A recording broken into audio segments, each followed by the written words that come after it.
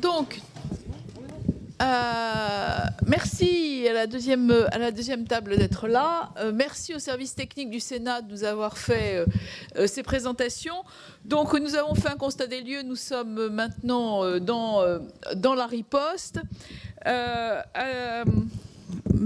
Monsieur le secrétaire du G5 Sahel, avec cette magnifique initiative dont on vient de parler, ça nous a permis de faire une transition parfaite. Je vais vous donner la parole pour une petite dizaine de minutes. Et moi, je suis munie d'une clochette pour le temps de parole, parce que sinon la troisième table sera encore sacrifiée. Et je ne voudrais pas que Mourad Benchelali, qui a des leçons à nous donner en matière de lutte contre la radicalisation, soit encore pénalisé parce qu'on aura été trop bavard.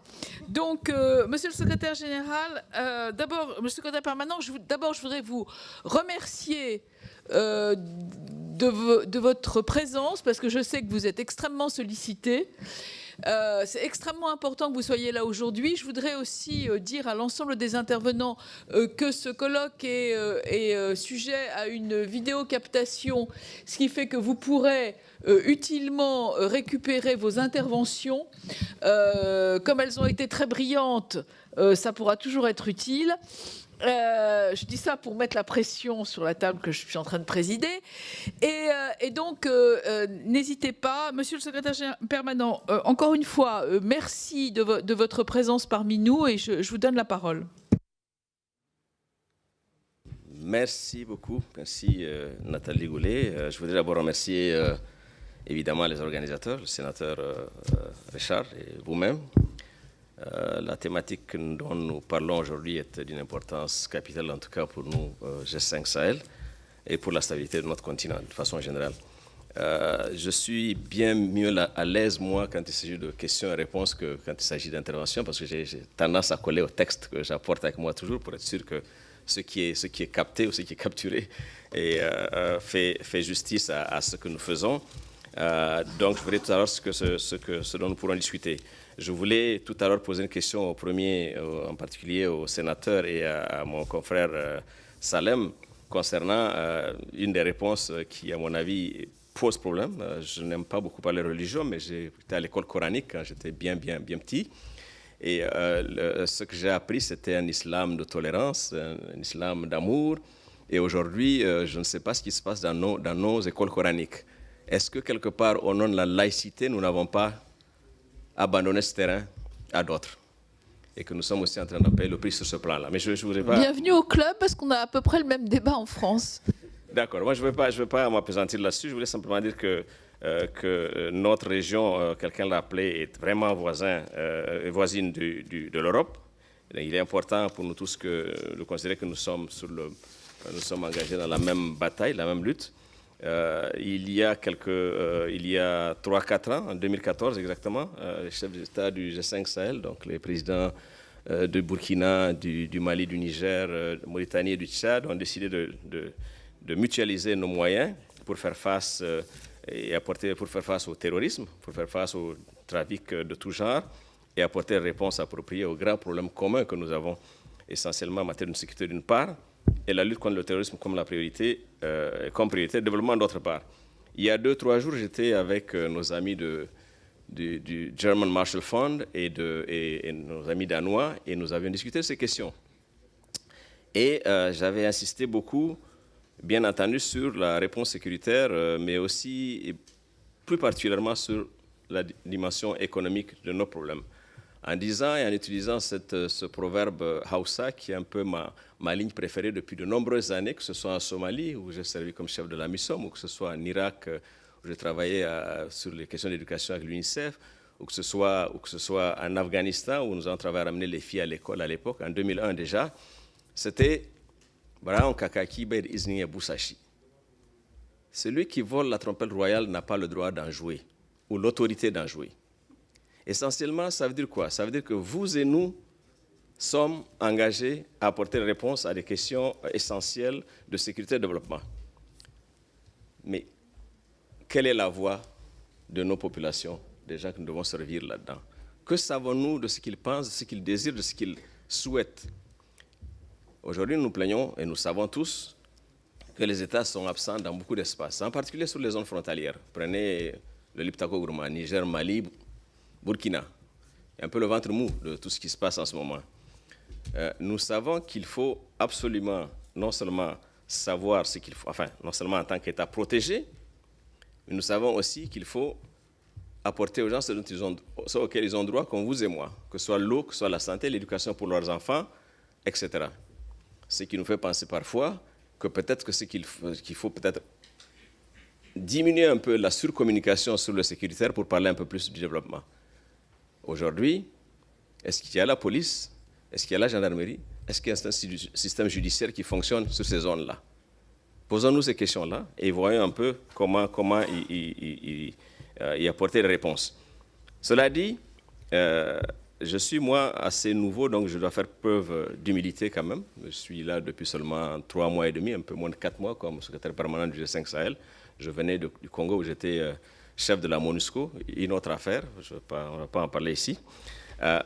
Mais pour faire face à la situation que nous avons, vous savez, sur le plan sécuritaire, nous avons mis en place une force conjointe de 5 000 hommes, 1000 par État, avec un déploiement de troupes qui maintenant est à peu près réalisé à 80% au niveau du quartier général à Sévaré, pas loin de Bamako, c'est sûr, mais pas loin de Ségou. Nous avons aussi 3 postes de commandement régionaux à Niamey, entre Nema et Léré en Mauritanie, et le dernier dans le Tibesti au Tchad. Nous avons également une plateforme de coopération en matière de sécurité avec pour ambition de structurer un réseau intégré d'échange d'informations à caractère opérationnel dans le domaine de la sécurité en général, de la criminalité organisée, de la gestion des frontières et de la lutte contre le terrorisme. Nous avons, grâce à des accords passés, grâce à la résolution 2391 des Nations Unies, nous avons le soutien de la MINUSMA pour aider nos troupes sur le terrain. Et un accord est signé, les choses avancent, mais on est encore loin du compte de ce que nous voulons parce que la MINUSMA elle-même a ses propres problèmes et ses questions de ressources. Mais n'oublions pas une chose, et je crois que c'est Jean-Marc Châtaignier qui a fait allusion, c'est que nous devons de nous conformer aux engagements internationaux et obtenir une forte adhésion populaire à notre action. Et pour ça, nous devons porter une attention particulière aux droits de l'homme et aux droits humanitaires dans le travail de la force conjointe. La discussion que j'ai souvent avec le commandant de la force, je lui dis ceci. Vous avez de l'eau en bouteille, vous arrivez vers nos populations qui n'ont même pas de l'eau. Question. Qu'est-ce qu'il faut faire? Comportement est d'autant plus important parce qu'il y a déjà ce gap entre nous. Alors, évidemment, un travail a été commencé. Nous allons y coller. Le président Négassis, le président Issoufou du Niger, a signé au nom de ses pairs le 23 février dernier à Bruxelles un engagement que la force conjointe respectera les droits de l'homme, que nous collerons aux conventions auxquelles nous sommes liés au plan international. Vous le savez, notre force a mené des opérations. L'une s'appelle Haoubi, l'autre Pagnali, un peu. Tonnerre, je crois que ça veut dire un peu. Je devrais savoir, j'ai bu du Lepel, je vais savoir. Donc. Une troisième en cours. Nous travaillons aussi dans l'optique de bien situer le positionnement de notre force dans l'écosystème sécuritaire en vigueur dans la région Sahel, spécialement dans l'articulation de son action en coordination efficace avec les armées locales et amis comme Barkhane.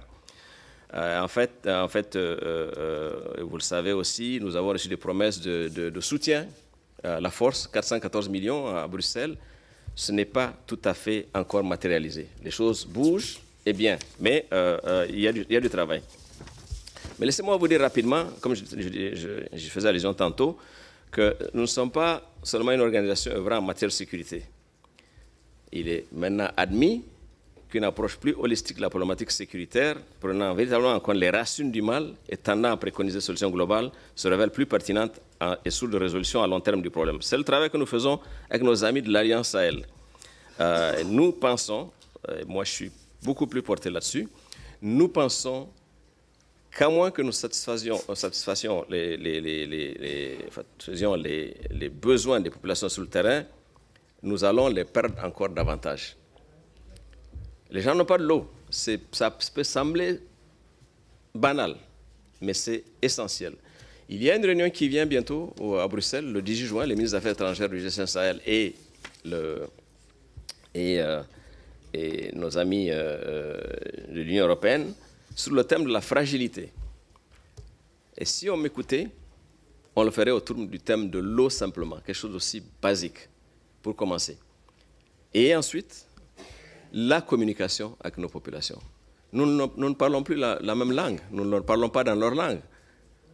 Je m'évertue déjà depuis 4 mois au niveau du G5 Sahel à dire que 60% du travail que nous devons faire est un travail de communication. Il nous faut une stratégie de communication qui dise clairement ce que nous voulons faire, qui explique aux gens ce que c'est le G5 Sahel, qu'est-ce que nous voulons faire aujourd'hui, aller, je ne dirais pas nos ambassadeurs à Paris, mais aller dans d'autres pays où nous avons des ambassadeurs.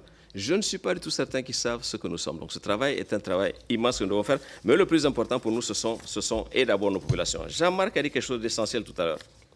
Il a dit qu'il faut que nous changions de discours, c'est plus ou moins ce qu'il a dit. Le Sahel n'est pas seulement une terre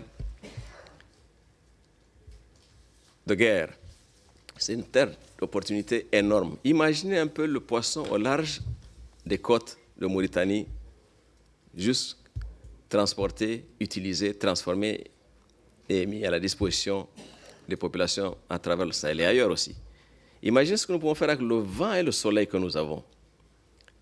Imaginons un peu ce que nous pouvons faire en termes, avec l'énergie que nous avons pour l'exor et pour améliorer l'agriculture, l'élevage et la conservation des produits.